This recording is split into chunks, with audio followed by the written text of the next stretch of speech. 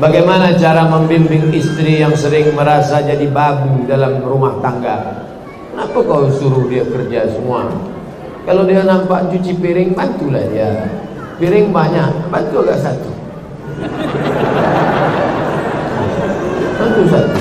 Kau bukan babu istrimu, cuman kau kebetulan dapat suami yang susah macam mana. Kau doakan murah-murah rezeki, insyaAllah nanti ku tambah satu lagi untuk menjadi kawan kau.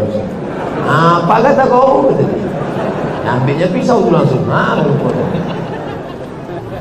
Aslinya bapak carikan pembantu untuk menolong dia. Itu hukum aslinya. Tapi karena bapak susah, tak bisa menolong, paling tidak tolonglah dia dengan kata-kata. Sabar ya ma, sabar. Kau tak lama ini, tak lama. Tak lama kau susah macam ini. Ini udahlah tak bisa mencarikan pembantu, dibuatnya pula macam pembantu, salah sakap sikit aja, pang, biru mata, pang, merah, gagal, habis gigi. Ustaz Somad, itu bini si pulang itu gigi tak ada yang asli lagi, habis semua. Asal marah sikit, pang, tanggal.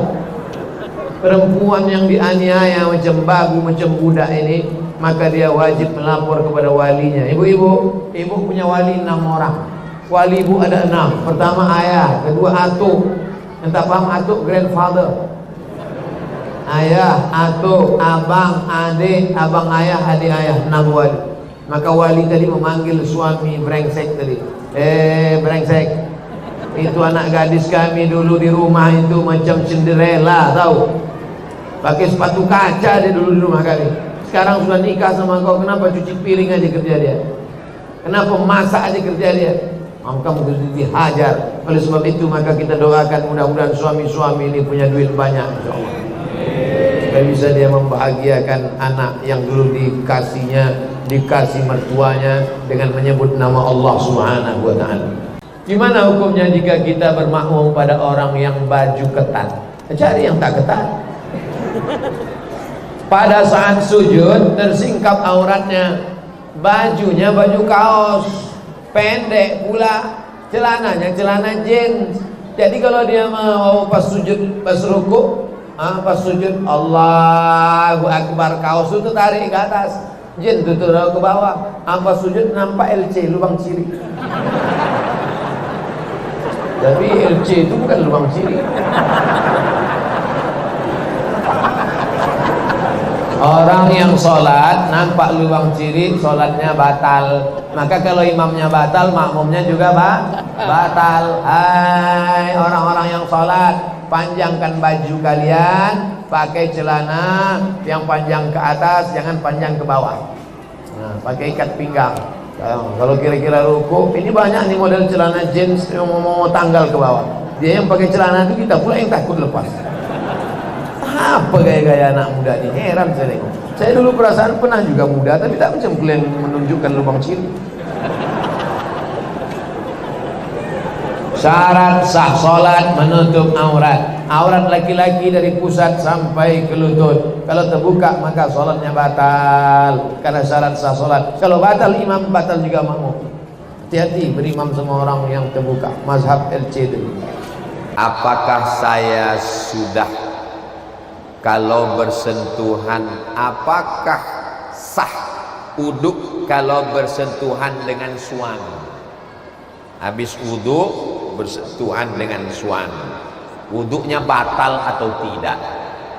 Mazhab yang paling tua Hanafi, nomor 2 Maliki, nomor 3 Syafi'i, nomor 4 Hambali.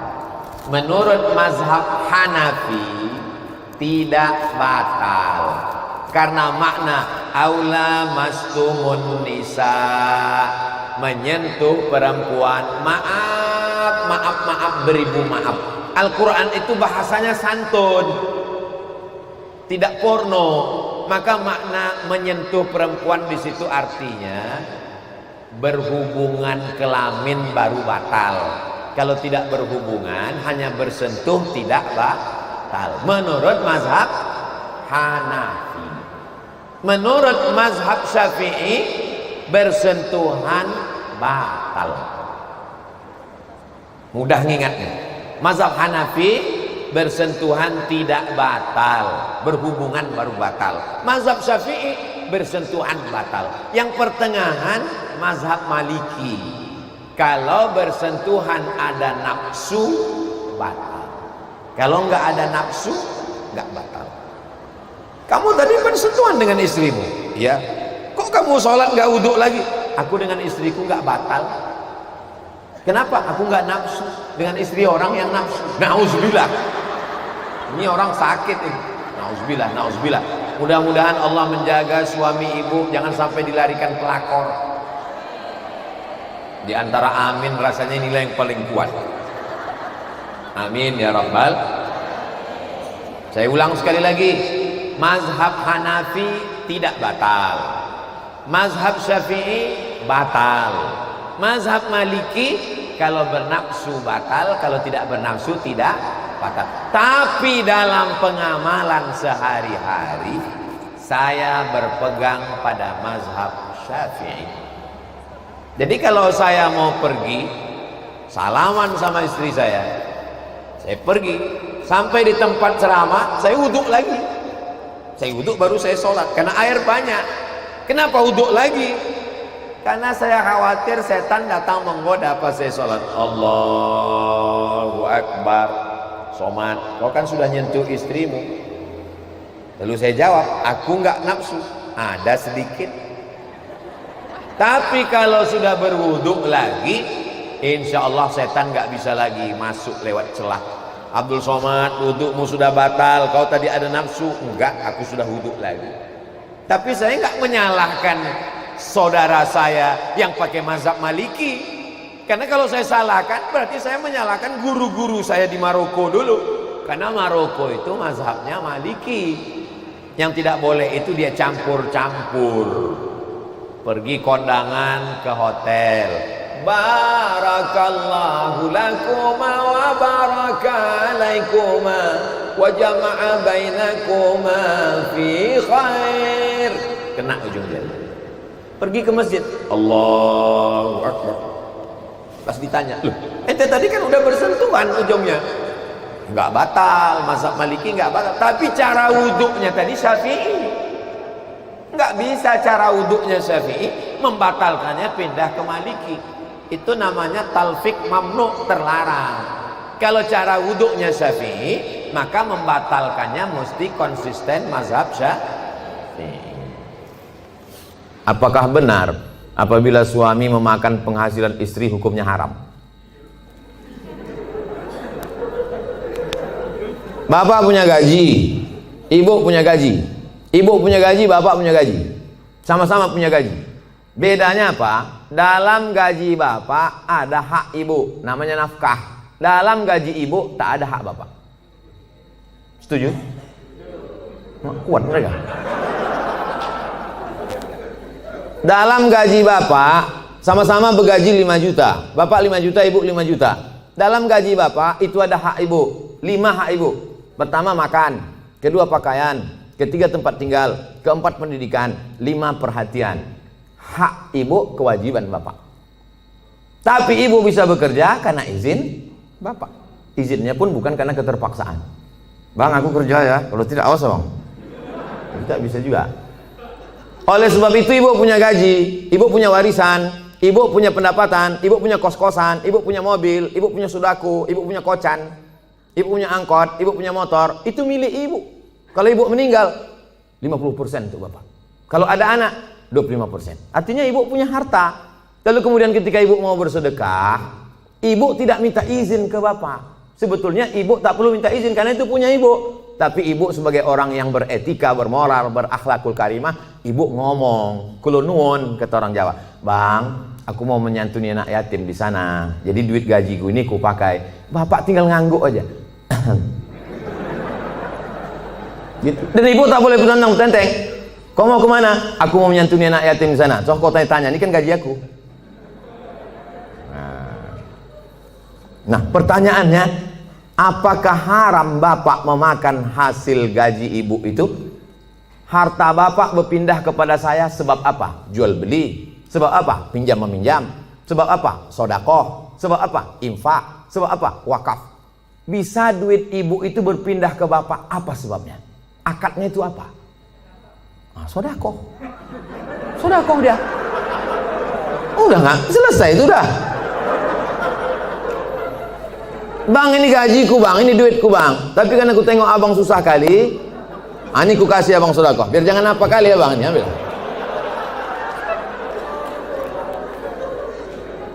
Ustadz, dalam hadis dijelaskan orang yang hafal Quran dapat syafaat dari Quran pada hari kiamat. Betul? Apa hadisnya Pak Ustadz? Ada tuh, cari aja lah sendiri. Iqra'ul Quran, bacalah Al-Quran. Fa innahu ya'ti yaumal qiyamah. Quran itu nanti datang pada hari kiamat. Quran akan datang pada hari syafi'an li ashabi. Quran memberikan syafaat pada orang yang menghafal Quran, membaca Quran. Anak-anakku yang hafal Quran, datang Quran memberi syafaat. Anak-anak yang hafal Quran, dia pula bisa memberikan syafaat pada orang tuanya. Diletakkannya di atas kepala emaknya, kepala ayahnya, tajun minan nur, ada mahkota dari cahaya. Mudah-mudahan bapak-bapak, ibu-ibu termasuk yang dapat mahkota dari cahaya. Jadi tentang Quran akan datang memberikan syafaat, tidak ada ikhtilaf, baik yang menghafal maupun yang membaca. Apakah kalau orang hafal baca Quran berbuat dosa tetap mendapatkan syafaat hari kiamat? Dia paling ngeri azabnya. Atamuruna nasa bil birri, kau suruh orang buat baik, wa antum tatslunal kitab, sedangkan kau rajin baca Quran. Maka orang yang tahu azabnya lebih hebat daripada yang tak tahu. Tapi jangan gara-gara ini pula tak mau ikut pengajian. Ibu tak ikut pengajian. Enggak, lebih baik aku tak tahu aja. Nanti kalau aku tahu ngeri azabnya ini. Ibu kenapa tak pakai jilbab? Aku tak tahu. Agak telat. Banyak air minum nih.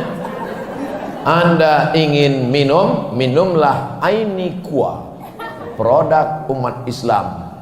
Kayakan umat Islam dengan mengkonsumsi air minum dan makanan berlabel halal. Produk umat Islam. Ainikua, like and share. Nah, kalian tinggal potong-potong aja video itu. Saya tak minta royalti. Tapi kalau dikirim nanti ku kasih nomor rekening. Jadi kesimpulannya, kalau kita sudah belajar, kalau kita sudah ngaji, kalau kita sudah paham Quran, baik yang tahu maupun tak tahu, supaya menghindari dosa. Hijrah bukan pindah rumah, hijrah bukan pindah masjid, hijrah bukan pindah tahun. Hijrah adalah manhajaros sayyiat, meninggalkan dosa. Mudah-mudahan yang dulu pacaran-pacaran sore ini putus. Takut. Suntik filler untuk memancungkan hidung dan melancipkan dagu yang bersifat tak permanen 6 bulan. Tak permanen kata engkau. Siapa yakin malaikat maut tak datang dalam 6 bulan? Begitu lancip, cip, mati. Permanen kau.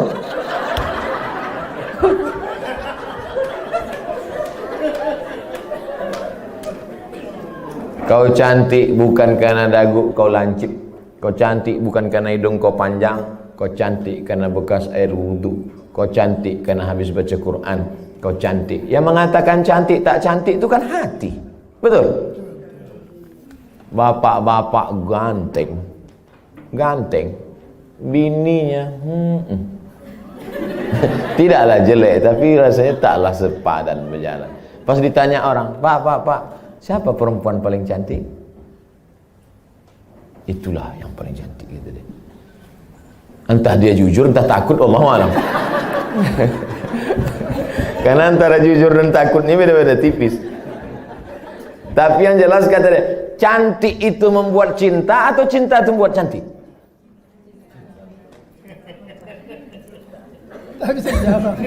Gara-gara cinta itulah orang menjadi cantik. Karena kalau cantik itu relatif. Gara-gara cinta itulah orang menjadi cantik. Dan cinta itu letaknya di hati. Kalau sudah ibu sentuh hati bapak itu, tak perlu dagu ibu lancip. Macam dagu kambing pun cantik ibu tadi. Kalau dipeturutkan ini, makin tua makin berkerut, tambah lagi. Makin tua makin turun. Dia bertahan paling cuma 2 bulan, 6 bulan tahan. Habis itu hidung turun, dagu turun. Tinggal mencari sapu lidi aja lagi. Nenek sihir.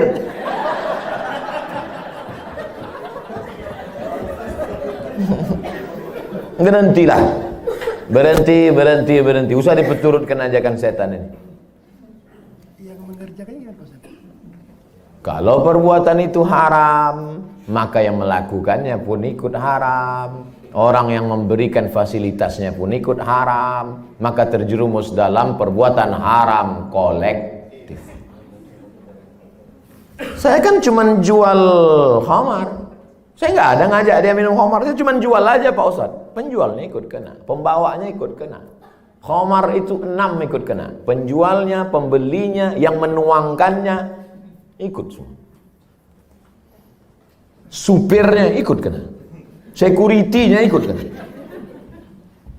Saya sudah menikah dan sekarang sudah berpisah. Ternyata saya dibohongi selama perkenalan. Sampai yang ternyata dia adalah seorang gay. Gay itu LGBT. Gay itu kalau nampak anak gadis cuek aja dia. Tapi kalau nampak anak lajang meniti air liurnya. Itu gay.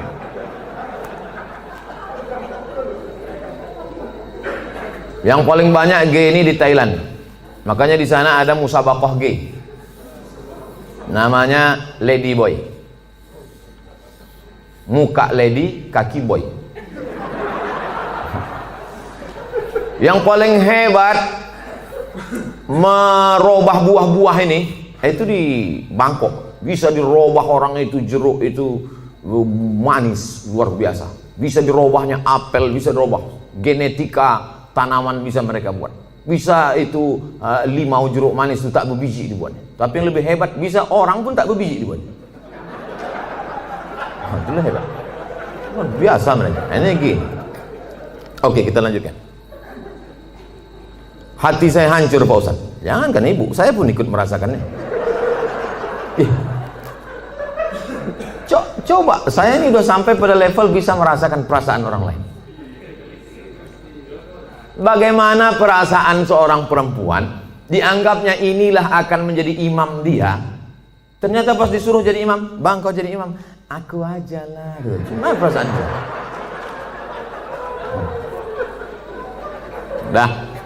Mohon Ustadz beri doa membuat hati saya tenang dan ikhlas atas diri saya. Adakah yang terjadi di dunia ini di luar kuasa Allah? Saya tanya sekali lagi.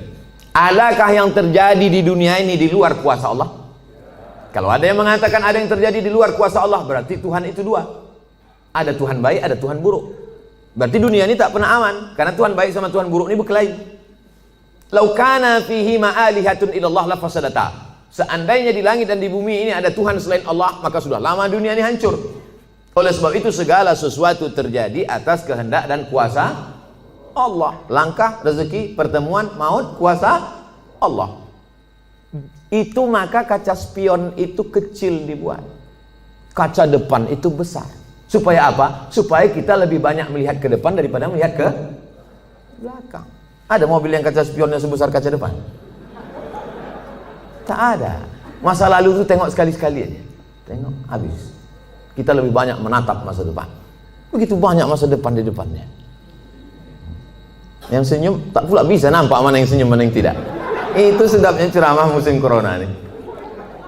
Oleh sebab itu Bapak Ibu yang dimuliakan Allah Subhanahu wa taala, yakinkan bahwa ini adalah sudah selesai, tatap masa depan. Maka kita berharap, tidak ada tempat berharap kecuali kepada Allah. Kalau kita emosi, marah-marah, ngamuk-ngamuk, itu meledak-ledak. Marah itu apa definisi marah? Definisi marah itu adalah darah dalam jantung yang mendidih, menggelegak ke atas, mengamuk, mata memerah, bawaan emosi.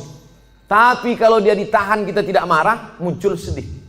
Kalau diluapkan, marah. Kalau tak dilepaskan, sedih. Maka tidak ada yang bisa menghilangkan marah dan sedih kecuali ridha menerima takdir ketetapan Allah Subhanahu wa taala. Itu bagian dari takdir Allah. Karena ibu kan sudah usaha dulu, sudah kenal dengan baik, ditengok badannya gagah berotot, kumis melintang. Kan belakangan baru tahu dia melambai. Artinya sudah usaha. Oleh sebab itu ini sudah di luar dari kemampuan kita sebagai manusia. Maka kita yakin bahwa ada Allah yang mengatur kehidupan, ada Allah yang mengatur pertemuan, ada Allah yang mengatur itu semua. Maka banyakkan ibadah. Apa kata Allah dalam Al-Quran? Falya'budu rabb hadzal bait. Banyak-banyaklah kau beribadah kepada Allah. Kalau kau banyak beribadah kepada Allah, at'amahum min ju'. Kalau kau lapar dikasihnya kau makan. Wa amanahum min khauf. Kalau kau cemas dihilangkannya rasa cemas dari dalam hatimu. Hidup ini kalau dipikirkan cemas, berkunang-kunang kepala, sampai jam 2 malam mata tak tidur, nama penyakitnya insomnia, pergi nemui psikolog, psikiater, Pak psikolog, saya punya masalah, sudah 2 malam tak tidur-tidur. Psikolog tuh ngangguk-ngangguk aja, psikiater tuh ngangguk-ngangguk aja, diambilnya kertas resep dikasihnya. Ini makan sebelum makan, ini makan setelah makan, ini makan setengah makan, ini makan 3 kali, ini makan 2 kali. Nengok itu bertambah pula beban kepala kita. Kalau hidup ini cuma untuk tidur aja, dikasihnya pil tidur. Begitu kita makan, hilang. Begitu dosisnya habis, kumat lagi. Tidak ada cara kecuali banyak beribadah kepada Allah. Idza sa'alta fas'alillah, minta tolong kepada Allah. Tapi ke Makkah nggak bisa Pak Ustaz. Saya mau berdoa di samping Ka'bah nggak bisa Pak Ustaz. Aqrabu ma yakunul 'abdu min rabbih wa huwa sajid. Orang paling dekat dengan Allah ketika sedang bersujud. Allahu Akbar. Saat sujud itulah mengadu kepada Allah. Jangan adu ke kawan. Ngadu ke kawan habis ditumpahkan, besok jadi lawan dibukakannya di medsos. Selesai, tamat riwayat. Mengadu kepada Allah Subhanahu wa taala, meneteskan air mata. Tak ada tempatku mengadu kecuali Engkau ya Allah, tak ada tempatku minta kecuali Engkau ya Allah. Tolong aku ya Allah, hasbunallah wa ni'mal wakil, ni'mal maula wa ni'man nasir. Sulitkah bagi Allah mengatur kehidupan kita? Innama amruhu iza arada syai'an ayakula lahu kun. Mudah bagi Allah. Lalu kenapa dibuatnya hidup kita ini sulit? Dia ingin melihat kita merintih di tengah malam bermunajat melelehkan air mata. Itu yang diinginkan Allah dari hambanya yang dia sukai. Oleh sebab itu, tanamkan dalam diri kita, aku dicintai Allah, aku disayangi Allah, aku disukai Allah. Allah menyelesaikan setiap perkaraku, Allah memperhatikan aku, Allah melihat aku, Allah mengatur kehidupanku. Tiap hari dikatakan itu. Makanya selesai sholat kita katakan, la ilaha illallah wahdahu la syarikalah, lahul mulku walahul hamdu yuhyi wa yumit wa huwa ala kulli syai'in qadir. Hukuman apa sebenarnya untuk seorang homoseks di dunia dan di akhirat? Man ra'aitumuhu ya'malu 'amala qaumi Lut. Siapa yang kamu lihat melakukan perbuatan umat Nabi Lut, faqtulul fa'il wal maf'ul, maka hukumnya adalah hukum mati. Andai diterapkan hukum Islam, itu bencong-bencong itu tobat semua. Begitu dipancung kepala, hilang bencong. Hai katanya, begitu dipancung satu, hai. Tapi tak bisa itu kita laksanakan. Berapa ceramah saya yang dibully oleh bencong-bencong karena ceramah saya tegas, tapi saya tak peduli. Kalau ada yang gini-gini kan ceramah saya, itu banyak bencong. Kalau jantan tentu berani dia langsung kan. Bagaimana hukumnya orang yang telah melanggar sumpah atas nama Allah? La yu'akhidhukumullahu billaghwi fi aymanikum walakin yu'akhidhukum bima kasabat qulubukum. Fakaffaratuhu, kalau ada orang melanggar sumpah, maka cara menebusnya 3. Yang pertama, it'amu asyarati masakin, kasih makan 10 orang miskin. Au kiswatuhum, atau kasih 10 pakaian orang miskin. Au tahriru raqabah, atau membebaskan budak hamba sahaya. Kalau tak sanggup paman yajid, siapa yang tak sanggup? Fasyamu salasati ayyam, puasa 3 hari. Maka ibu jangan percaya kalau bapak ini bersumpah. Sampai mati mah nggak akan nikah lagi. Nah, puasa dia 3 hari selesai.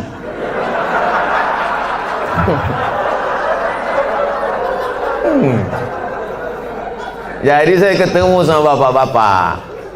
Ketemu saya bapak-bapak, Ustadz, aku dulu Pak Ustadz sudah bersumpah aku sama biniku. Aku tak akan, walaupun kau mati meninggal dunia, aku tak akan nikah lagi sampai mati. Terus ini istri bapak, iya 3 hari dia meninggal, nampak aku yang lain katanya. Tapi bapak udah bersumpah, puasa aku 3 hari gitu. Hati-hati, mohon maaf Pak, aku bukakan pula cerita. Akhirnya kartu bapak tak bisa lagi dipakai kan. Itulah baiknya saya sama ibu-ibu. Apakah ada taubat bagi orang yang telah melanggar sumpah itu Pak Ustadz? Dia sudah memain-mainkan nama Allah. Maka menebus sumpah itu hanyalah sekedar menebus perbuatannya, tapi perbuatan dia. Salah satun la yanzurullahu ilaihim. Ada 3 orang yang tidak dipandang Allah pada hari kiamat. La yukallimuhumullah, tak diajak bicara oleh Allah. Walahum azabun alim, mereka diazab dengan azab yang amat sangat menyakitkan. Siapa itu? Orang yang bersumpah palsu, terutama dalam berdagang. Berapa ini harganya? Aku tak ada ngambil untung, ini ku jual modal aja nih, demi Allah. Mana ada orang jual modal? Kau kalau bohong jangan 4 kali. Tak ada orang jual modal, pasti dia ngambil untung. Udahlah bohong, mau melakukan barang, itu tak dipandang Allah, tak dilihat Allah pada hari kiamat. Apalagi yang bersumpah-sumpah itu, pakai Quran pula itu di atas. Saya bersumpah akan menjadi PNS, bersedia ditempatkan di seluruh Indonesia dari Sabang sampai Papua, bersedia. 3 hari tempat sana, balik ngurus surat pindah. La ilaha illallah Rasulullah. Mudah-mudahan yang sudah bersumpah nih taubatnya diterima Allah SWT. Banyak juga.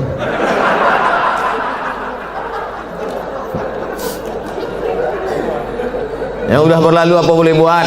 Illa man taba, kalau dia bertaubat, wa amana, beriman, wa amila amalan salihah, taubat nasuha, beriman dengan baik, beramal soleh. Ulaika yubaddilullahu sayyiatihim hasanat. Maka semua yang buruk-buruk, dosa-dosa yang jelek-jelek dulu, insya Allah diganti Allah dengan yang baik-baik. Tobat.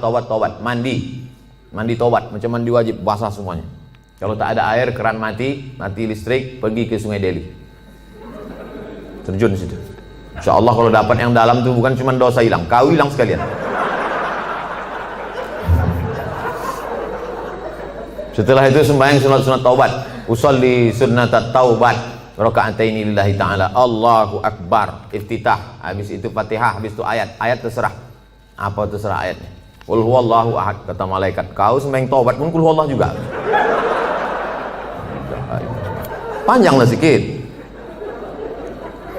Kalau suami menyuruh menandatangani surat, isinya kita tak lagi suami istri, tapi dibuat surat itu yang tahu hanya mereka berdua saja. Apakah itu sah, Pak Ustadz? Sah jatuh talak. Talak apa namanya? Talak pakai tulisan. Tapi katanya mesti pakai saksi, Pak Ustadz. Enggak, menjatuhkan talak tak mesti pakai saksi. Ini termasuk talak yang jatuh pakai tulisan. Kita tidak lagi suami istri, termasuk talak sori, jatuh talak 1. Bagaimana talak bisa jatuh? 2. Yang pertama, sorry, kucerai engkau talak 1, atau ditulisnya. Yang kedua, pakai kiasan, pulanglah engkau ke rumah orang tua. Ibu-ibu, istri-istri, kalau ada suamimu berkata, pulanglah engkau ke rumah orang tuamu, jangan pulang, tanya dulu, apa maksud kau bro?